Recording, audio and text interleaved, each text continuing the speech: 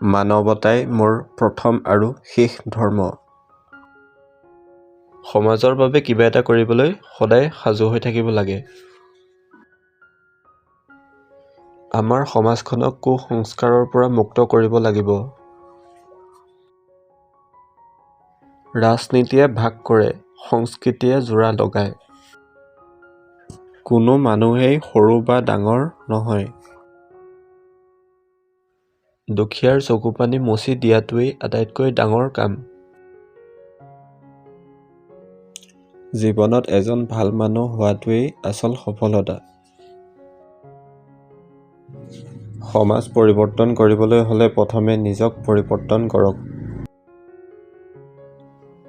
ধৰ্মৰ নামত কাজিয়া কৰাটো মূৰ্খামি। আমি সকলোৱে একেটা তেজ মঙহৰ মানুহ।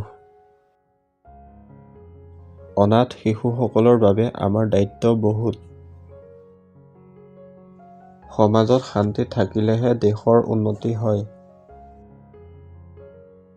কাৰোবাৰ মুখত হাঁহি বিৰিঙাব পৰাটোৱেই ভগৱানৰ আশীৰ্বাদ।